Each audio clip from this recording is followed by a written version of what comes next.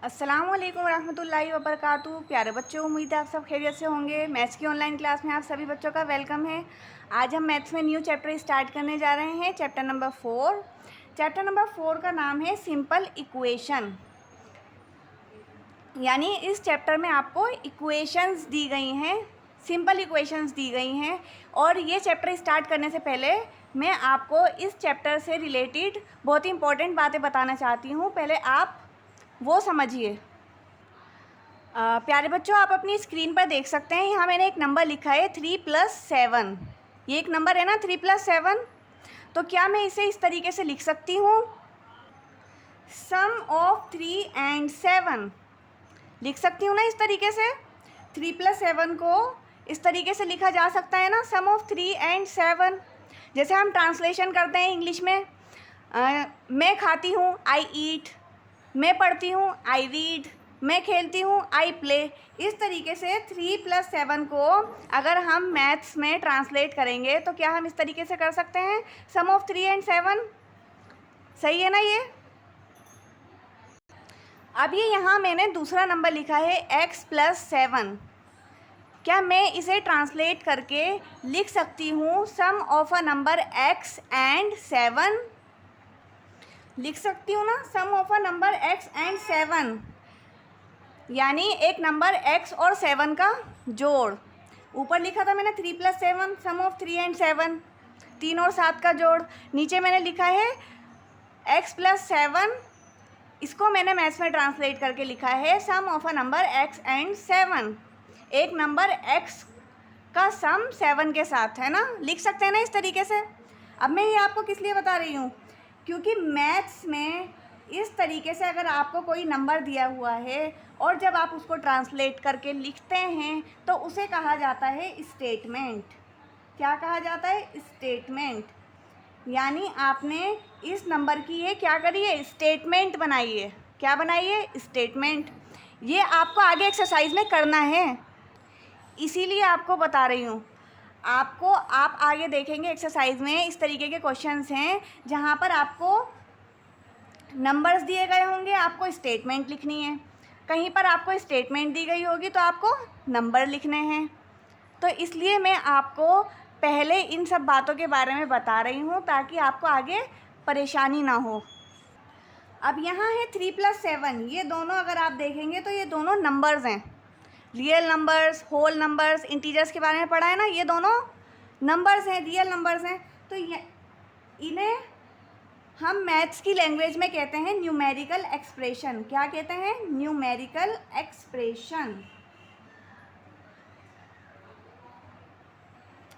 और यहाँ है x+7, जहाँ पर x एक नंबर है, वो नंबर कोई भी हो सकता है लेकिन हमें उस नंबर के बारे में नहीं पता, यानी ये कोई अननोन नंबर है। तो इसको हमने डिनोट किया है अल्फ़ाबेट से। इसे कहते हैं, ये जो x है, सिर्फ इस x को कहेंगे वेरिएबल। क्या कहेंगे, वेरिएबल। और वेरिएबल क्या होता है, कोई भी अननोन नंबर जिसको A to Z किसी भी अल्फ़ाबेट से डिनोट किया गया हो उसे कहते हैं वेरिएबल। क्या कहते हैं उसे, वेरिएबल। और ये पूरा x+7 जिसमें एक वेरिएबल है और एक नंबर है, इसे कहते हैं अलजेब्रिक एक्सप्रेशन। क्या कहते हैं इसे, अलजेब्रिक एक्सप्रेशन। अब आप यहाँ नीचे देखिए, यहाँ नीचे मैंने ये एक स्टेटमेंट लिखी है, sum of a number x and 7 = 12। अब जो कुछ इस स्टेटमेंट में लिखा है वही मैं नीचे लिखूँगी। सम ऑफ अ नंबर x, एक नंबर x का सम किसके साथ, 7 के साथ, इक्वल्स है किसके बराबर, इक्वल्स है किसके, 12 के। यही लिखा है ना ऊपर स्टेटमेंट में, सम ऑफ अ नंबर x, ये रहा, एंड 7, ये रहा, इक्वल्स, ये लगा दिया मैंने इक्वल्स टू का साइन, 12। ठीक लिखा है ना मैंने। जो स्टेटमेंट थी मैंने उसकी क्या बनाई है, यहाँ पर इक्वेशन बनाई है। अब ये जो इसमें बीच में इक्वल्स टू का साइन आया है ना, इसने इसे बना दी है इक्वेशन। क्या बना दी इसे, इक्वेशन। आपके चैप्टर का नाम ही है ना सिंपल इक्वेशन, तो आपको पता होना चाहिए कि इक्वेशन किसे कहते हैं। देखिए अगर आप ऊपर देखेंगे तो यहाँ मैंने 3 + 7 लिखा था, इज इक्वल्स टू नहीं था यहाँ पर, तो ये क्या था, ये था न्यूमेरिकल एक्सप्रेशन, ये इक्वेशन नहीं है। नीचे वेरिएबल के साथ नंबर है, लेकिन यहाँ पर भी इक्वल्स टू का साइन नहीं है, तो इसलिए ये क्या है, ये अलजेब्रिक एक्सप्रेशन है, ये भी इक्वेशन नहीं है। अब यहाँ नीचे देखिए, यहाँ एक है वेरिएबल और नंबर है और साथ में क्या है, इक्वल्स टू, तो ये है कंप्लीट इक्वेशन, इसे कहते हैं इक्वेशन। यहाँ पर इक्वल्स टू नहीं है तो ये है न्यूमेरिकल एक्सप्रेशन, यहाँ पर वेरिएबल भी नहीं है, और यहाँ पर ये अननोन नंबर है ना, इस अननोन नंबर को क्या कहते हैं, इस अननोन नंबर को, अगर कोई भी अननोन नंबर है उसे मैथ्स की लैंग्वेज में वेरिएबल कहा जाता है। आपकी बुक में जगह जगह पर वेरिएबल लिखा हुआ आएगा, तो आपको कंफ्यूज नहीं होना, वेरिएबल आप समझ जाइएगा, वेरिएबल मीन्स अननोन नंबर। तो यहाँ पर वेरिएबल और नंबर दोनों हैं, लेकिन इज इक्वल्स टू नहीं है ना, तो इसलिए ये क्या है, ये अलजेब्रिक एक्सप्रेशन है। यहाँ पर variable number is equals to तीनों हैं, तो ये बन गई है इक्वेशन। ये है सिंपल इक्वेशन जिसके ऊपर है आपका चैप्टर, जो आज हम स्टार्ट करेंगे। तो पहले तो आपको इक्वेशन के बारे में पता होना चाहिए था, तो इसलिए मैंने आपको ये सब इक्वेशन के बारे में बताया है, ताकि आप कंफ्यूज ना हो न्यूमेरिकल एक्सप्रेशन में, अलजेब्रिक एक्सप्रेशन में और इक्वेशन में।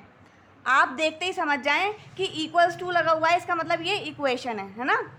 और अब मैं आपको इक्वेशन के बारे में बताऊंगी कि इक्वेशन जो होती है उसके 2 साइड्स होती हैं। एक होती है LHS यानी लेफ़्ट हैंड साइड, और एक होती है RHS यानी right hand side. Equals to के जो लेफ़्ट वाला पार्ट होता है उसे कहते हैं लेफ़्ट हैंड साइड, और इक्वल्स टू के जो राइट वाला पार्ट होता है उसे कहते हैं राइट हैंड साइड। अब आपको इस चैप्टर में क्या करना है ये समझते हैं। या तो आपको स्टेटमेंट दे दी जाएगी और आपको इस तरीके से इक्वेशन बनानी है, या आपको इस तरीके से इक्वेशन दे दी जाएगी और आपको स्टेटमेंट बनानी है। ओके, और जब आपको इक्वेशन दी जाएगी, जैसे x + 7 = 12, तो ये आपको सॉल्व करने के लिए कहा जाएगा। आपको कहा जाएगा कि वेरिएबल को सेपरेट करना है। वेरिएबल क्या है, कोई भी लेटर, कोई भी अननोन नंबर जो A से लेके Z तक किसी भी अल्फ़ाबेट से डिनोट किया जा सकता है, कोई भी अननोन नंबर जो है उसे वेरिएबल कहा गया है। ठीक है, और सबसे मेन चीज़ आपको जो ध्यान रखनी है वो ये है कि जब भी आपको वेरिएबल को सेपरेट करने के लिए कहा जाएगा, तो वेरिएबल के साथ जो भी नंबर होगा, अगर वो प्लस में होगा तो वो लेफ़्ट से जब राइट में जाएगा तो वो माइनस का हो जाएगा नंबर। अगर वो कोई नंबर माइनस का हुआ यहाँ पर, तो अगर वो लेफ़्ट हैंड साइड से राइट हैंड साइड पे जाएगा तो वो प्लस का हो जाएगा, यानी साइन चेंज हो जाएगा। अगर लेफ़्ट से कोई भी नंबर राइट में जाएगा तो उसका साइन चेंज होगा, प्लस में होगा तो माइनस में हो जाएगा, माइनस का होगा नंबर तो राइट हैंड साइड में जाके प्लस का हो जाएगा, मल्टीप्लाई का होगा नंबर तो राइट हैंड साइड में जाके डिवाइड का हो जाएगा, और अगर लेफ़्ट हैंड साइड पे डिवाइड का होगा तो राइट हैंड साइड पे जाके मल्टीप्लाई हो जाएगा। ये वाइस वर्सा होता है। अगर आप राइट हैंड साइड से कुछ भी लेफ़्ट में लेकर आएंगे किसी भी नंबर को, तो उसका भी साइन चेंज होगा, और अगर आप लेफ़्ट हैंड साइड से किसी भी नंबर को राइट हैंड साइड में लेकर जाएंगे तो उसका भी साइन चेंज होगा। और आपको एक चीज़ हमेशा ध्यान रखनी है कि जो वेरिएबल है वो हमेशा लेफ़्ट हैंड साइड पर रहेगा। वेरिएबल हमेशा किस साइड पर रहता है, लेफ़्ट हैंड साइड पर। वेरिएबल की जगह चेंज नहीं होती, वेरिएबल हमेशा आपको लेफ़्ट हैंड साइड पर मिलेगा। अगर by chance right hand side पर भी हुआ तो वेरिएबल आपको लेफ़्ट हैंड साइड पर ही लेकर आना पड़ेगा। कैसे लाना पड़ेगा, साइन चेंज करके। ओके, चलिए अब मैं आपको इक्वेशन को सॉल्व करना बताती हूँ कि इक्वेशन को किस तरीके से सॉल्व करना है। मैंने आपको बताया था ऊपर कि ये जो x है ये एक अननोन नंबर है। जब इस अननोन नंबर में हमने 7 को ऐड किया है तो हमें क्या मिला है, हमें मिला है 12, यानी ये दोनों का सम बराबर है 12 के। x + 7 बराबर है 12 के। यहाँ कोई ऐसा नंबर है जिसके अंदर अगर आप 7 को प्लस करेंगे तो 12 आएगा। चलिए इसको सॉल्व करके मैं आपको बताती हूँ किस तरीके से। मैंने आपको बताया था कि वेरिएबल हमेशा लेफ़्ट हैंड साइड पर ही रहेगा जब आप सॉल्व करेंगे। इज इक्वल्स टू का इज इक्वल्स टू रहेगा। 12 को हम पहले एज इट इज़ ऐसे ही 12 उतारेंगे। उसके बाद इस +7 को अब मैं यहाँ लेकर जाऊँगी तो इसका साइन चेंज हो जाएगा। बताया था ना मैंने, अगर लेफ्ट हैंड साइड से कोई भी नंबर राइट हैंड साइड पर जाएगा तो साइन चेंज हो जाएगा। तो ये प्लस का 7 क्या हो जाएगा, माइनस का 7 हो जाएगा। वेरिएबल हमेशा लेफ्ट हैंड साइड पर ही रहेगा, तो x यहाँ एज इट इज़ रहेगा और यहाँ क्या होगा 12, ये प्लस का 7 राइट हैंड साइड पे जाकर होगा माइनस का 7। अब x इज इक्वल्स टू क्या आया, 12 में से अगर 7 को माइनस करेंगे तो क्या आएगा,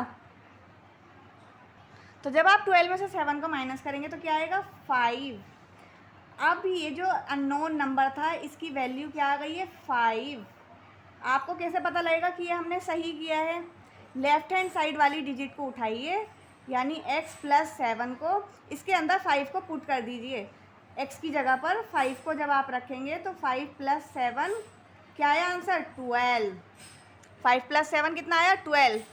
तो अब लेफ्ट हैंड साइड और राइट हैंड साइड इक्वल हो गई। देखिए राइट हैंड साइड पे भी 12 था, ये LHS में भी आपका 12 आ गया और राइट हैंड साइड पे भी 12 आ गया, यहाँ पर भी 12 आ गया जब आपने इसको जोड़ा और यहाँ पर भी 12 आ गया। इसका मतलब ये जो आपने x की वैल्यू 5 निकाली थी ये सही है। अगर आप ये जो अननोन नंबर है अगर 5 है, ये 5 आया है हमारा, 5 में 7 को प्लस करेंगे तो 12 आएगा। यही तो थी हमारी जो स्टेटमेंट थी कि एक नंबर है x और वो x है अननोन नंबर, अगर हम उसमें 7 को ऐड करेंगे तो हमारा आंसर क्या आना चाहिए 12 आना चाहिए। यही तो बताया था इक्वेशन में और यही हमने सॉल्व करके दिखा दिया। बस पूरे चैप्टर में आपको, चैप्टर नंबर 4 में आपको यही करना है। आपको स्टेटमेंट से इक्वेशन बनानी है, इक्वेशन से स्टेटमेंट बनानी है। अगर आपको कोई वैल्यू दी गई है वेरिएबल की तो वो वैल्यू आपको इस तरीके से पुट करनी है और आंसर निकालना है। LHS और RHS को बराबर करना है। और अगर वैल्यू कुछ नहीं दी गई है, आपको अननोन नंबर निकालना है तो वो आप इस तरीके से निकालेंगे, नंबर को ट्रांसपोज करके। जो इक्वेशन है आप उसको ऊपर रखेंगे, पहले उसको लिखेंगे इक्वेशन को, उसके बाद वेरिएबल को सेपरेट करेंगे जैसे मैंने अभी आपको बताया। और लेफ्ट हैंड साइड से कोई भी नंबर अगर राइट हैंड साइड में जाएगा तो उसका साइन चेंज हो जाएगा। उसके बाद आपको सिंपल प्लस माइनस करनी है और वेरिएबल की वैल्यू निकालनी है। पूरे चैप्टर में सिर्फ आपको यही करना है। बहुत इजी चैप्टर है, आपको बहुत मज़ा आएगा जब आप ये चैप्टर करेंगे। उम्मीद है जो मैंने अभी आपको बताया है, समझाया है, वो आपको समझ आया होगा। ये आप अपनी कॉपी में लिख लीजिए। बाकी इंशाल्लाह नेक्स्ट क्लास में, नेक्स्ट वीडियो में हम एक्सरसाइज स्टार्ट करेंगे। जब हम सम्स करेंगे तो आपको और ज़्यादा अच्छे से समझ आ जाएगा चैप्टर। चलिए, थैंक यू वेरी मच। अस्सलाम वालेकुम रहमतुल्लाहि व बरकातहू।